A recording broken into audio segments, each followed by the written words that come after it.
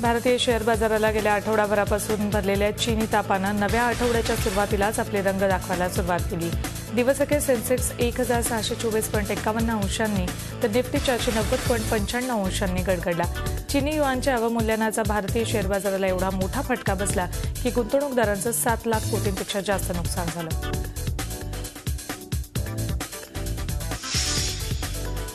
दरम्यान भारतीय अर्थव्यवस्था सध्या मजबूत स्थितीत असल्यानं घाबरून जाण्याचं कारण नाही असं रिझर्व्ह बँकेचे गव्हर्नर रघुराम राजन यांनी म्हटलंय।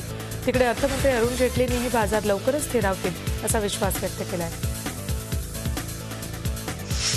जुलै-ऑगस्टमध्ये घेण्यात आलेल्या 10वीच्या फेरपरीक्षेचा निकाल आज जाहीर होणार आहे। हा निकाल ऑनलाईन जाहीर करण्यात येईल। गुजरातमध्ये ओबीसी आरक्षणासाठी आंदोलन करणाऱ्या पाटीदार समाजाच्या नेत्यांनी 27% आरक्षणाचं आश्वासन दिल्याशिवाय चर्चा करण्यात काहीच अर्थ नसल्याचं स्पष्ट केलंय। आज अहमदाबादमध्ये पाटीदार समाजाचा मेळावा आयोजित करण्यात आलाय। गुजरात बंदची हाकही देण्यात आली आहे। कांद्याच्या दरवाढीवर इलाज म्हणून कांद्याची पूड वापरण्याचा सल्ला अन्न प्रक्रिया मंत्री हरसिमरत कौर यांनी दिलाय। कांद्याचे भाव कमी असतानाच त्याची पेस्ट अथवा कांद्याची पूड करून अन्न प्रक्रिया तंत्रज्ञानानं साठवून ठेवावी। ज्यावेळी भाव वाढतील त्यावेळी ते वापरावे असा सल्ला अन्न प्रक्रिया मंत्र्यांनी दिला।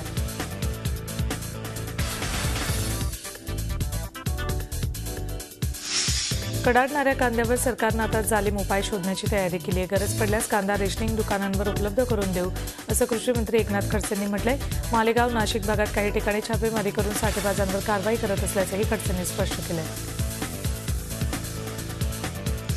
नाशिकच्या नांदगाव तालुक्यातल्या पिंपरखेड इथे सुमारे 1 लाख रुपयांच्या कांद्याची चोरी झाली। आबा पवार नावाच्या शेतकऱ्यानं दुष्काळावर मात करत कसाबसा कांदा पिकवला। कांद्याला चांगला भाव आल्यानंतर तो विकू या आशेनं त्याने तब्बल 40 क्विंटल कांदा चाळीमध्ये साठवून ठेवला होता। मात्र शेतकऱ्याचं दुर्दैव असं की चोरट्यांनी तब्बल 18 ते 20 क्विंटल कांदा चोरलाय। मराठीमधून अर्ज केला म्हणून माहिती नाकारणाऱ्या सेंट्रल रेल्वेच्या अधिकारी स्वाती सिन्हा यांनी माफी मागितली। मराठीची सेंट्रल रेल्वेमध्ये गळचेपी होत असल्याची माहिती झी 24 तास दाखवली होती। या प्रकरणी मनसेच्या कार्यकर्त्यांनी सीएसटी येथे आंदोलन केलं आणि स्वाती सिन्हा यांच्या केबिनमध्ये जाऊन त्यांना जाब विचारला। राजस्थान उच्च न्यायालयानं जैन समाजाच्या संथारा प्रथेवर बंदी घातल्याच्या निर्णयाविरोधात औरंगाबादमध्ये संपूर्ण जैन समाजानं मूक मोर्चा काढला। यावेळी न्यायालयाच्या निर्णयाचा जोरदार निषेध नोंदवला। पैठण गेट भागातून हा मोर्चा काढण्यात आला। या मोर्चात जैन धर्मीयांनी मोठ्या संख्येनं सहभाग नोंदवला।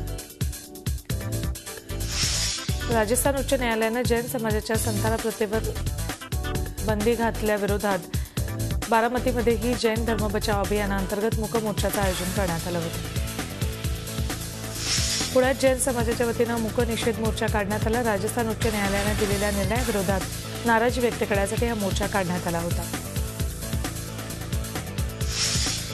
नाशिकच्या कांदा उत्पादक शेतकऱ्यांनी दुष्काळात 13वा महिना अनुभवला। जैन समाजाच्या संथारा पद्धतीवर राजस्थान उच्च न्यायालयानं बंदी घातली। त्याला विरोध म्हणून जैन धर्मीय व्यापाऱ्यांनी बाजार समितीत व्यापार बंद केला होता। कोल्हापूर जिल्ह्याला वरदान लाभलेले राधानगरी धरण आता 100% भरले। त्यामुळे धरणाचे स्वयंचलित दरवाजे कोणत्याही क्षणी उघडू शकतात। गेल्या वर्षी 1 ऑगस्टला धरण 100% भरलं होतं। यंदा 23 दिवस उशिरा का होईना पण धरण 100% भरलंय।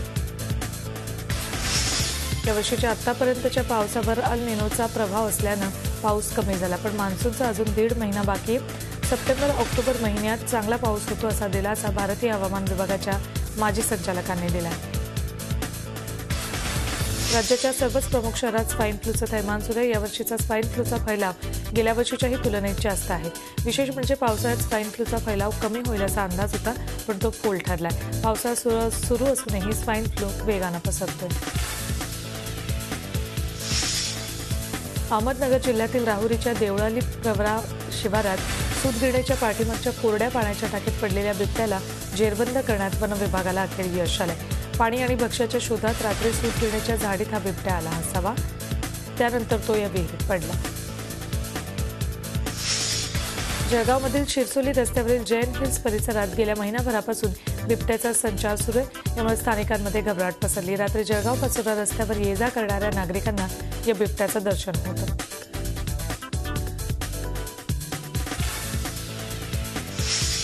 शाही स्नान 4 ते 5 दिवसांवर आलं असतानाही आखाड्यातील वाद थांबत नाहीये। चतुसंप्रदाय आखाड्याचे ध्वजारोहण 2 दिवसांपूर्वी झालं। मात्र आखाड्यामध्ये दिगंबर आखाड्याचा ध्वज फडकवावा अशी आखाड्याची अपेक्षा होती, तो न फडकवल्यानं वाद विकोपाला गेला। दिगंबर आखाड्यानं ध्वजारोहण कार्यक्रमावर बहिष्कार टाकला। ज्ञानदास महाराज यांची कार्यपद्धती हुकुमशाही पद्धतीची असल्याचा आरोप आखाड्यानं केला। डॉक्टर नरेंद्र दाभोलकर यांच्या स्मृती दिनाला अवघे 2 दिवसही उलटत नाही, तोच अंधश्रद्धेचा कळस गाठणारी घटना भंडारा जिल्ह्यातल्या मांदेड गावात घडली आहे। सर्पदंश होत असल्यामुळे ग्रामस्थांनी चक्क मांत्रिकाला बोलावून सापाच्या बंदोबस्तासाठी मंत्रविधी केले, तर विशेष बाब म्हणजे यात संपूर्ण गावाचा समावेश होता।